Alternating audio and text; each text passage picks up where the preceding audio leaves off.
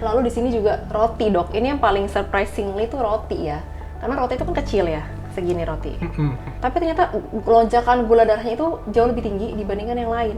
Nah, karena berbeda jenis makanan, jenis zat nutrisi, yang makro ya, protein, lemak, dan karbohidrat, beda juga efeknya terhadap lonjakan gula darah.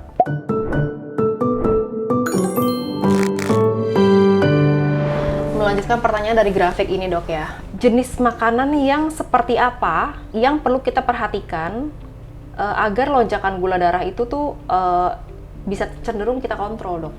Nah, jadi kalau misalnya kita ngomong makanan yang paling menaikkan kadar gula darah adalah sumber karbohidrat. Jadi, kalau sumber karbohidrat itu diolah menjadi partikelnya lebih sederhana. Misalnya dari nasi diubah jadi bubur, atau misalnya dari nasi diubah menjadi tepung beras.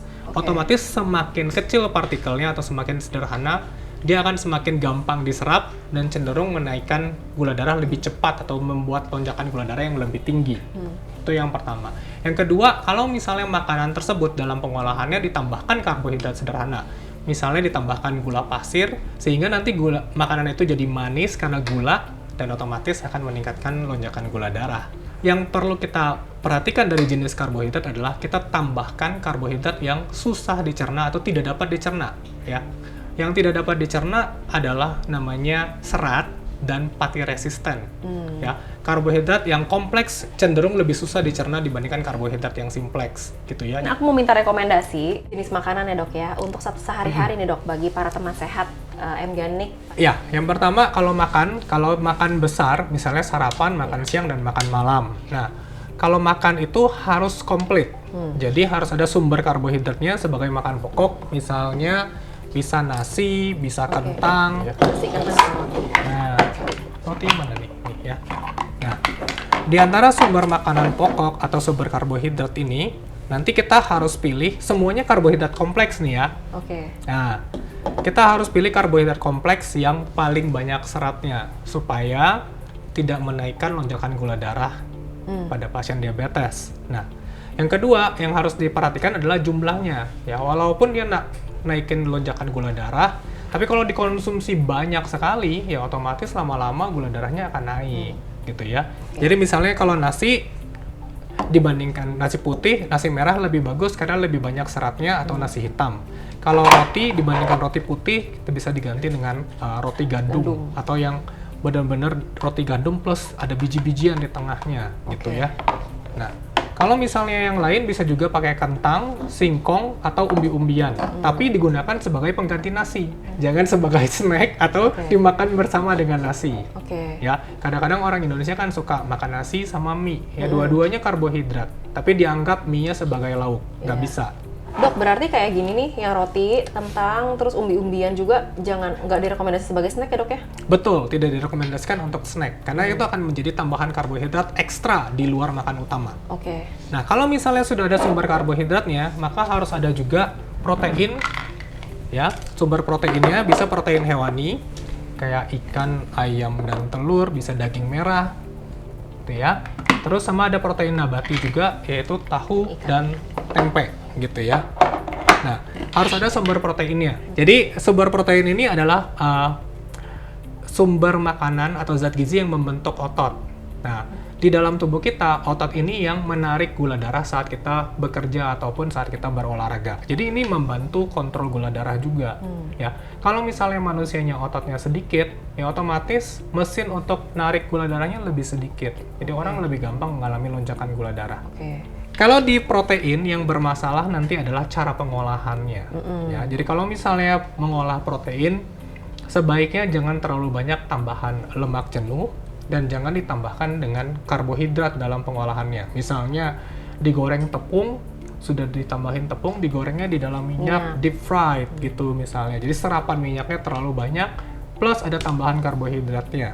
Ya, otomatis nanti akan menyebabkan ekstra kalori dari karbohidrat dan lemak gitu di dalam proteinnya. Misalkan tempe, tahu, tapi belinya di tempat gorengan. Nah, ya betul. Sebenarnya protein nabati merupakan jenis protein yang kaya serat.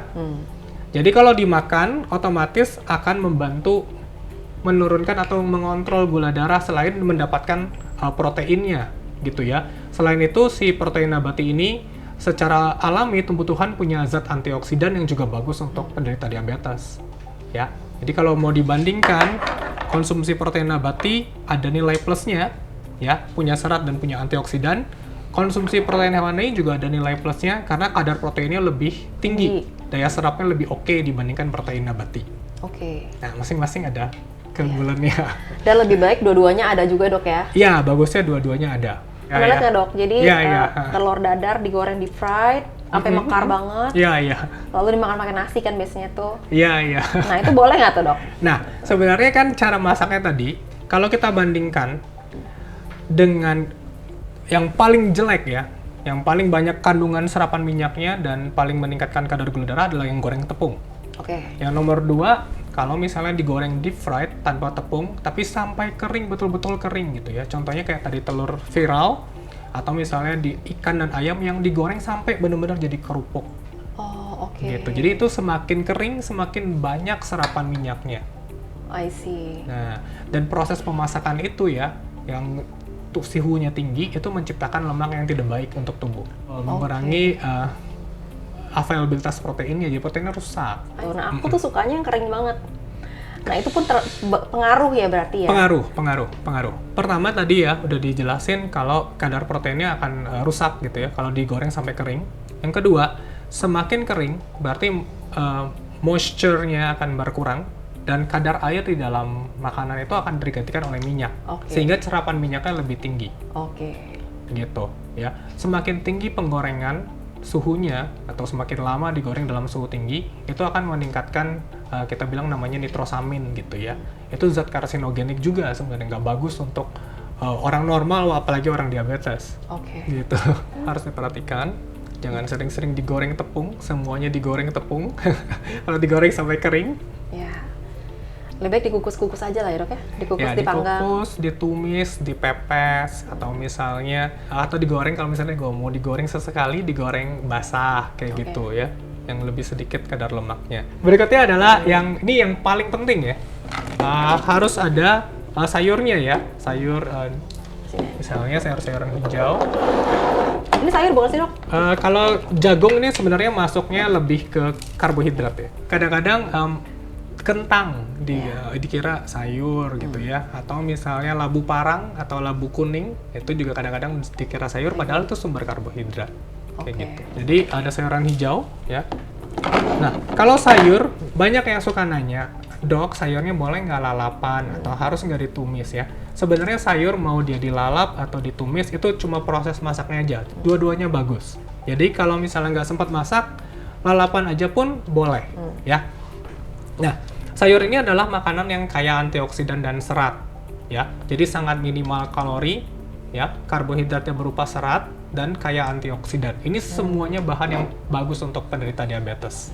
Nah, kadar serat yang tinggi di dalam sayur itu akan mengurangi atau menghambat penyerapan karbohidrat dan lemak berlebih di dalam tubuh. Untuk memaksimalkan efeknya, kita start makan sayurnya duluan.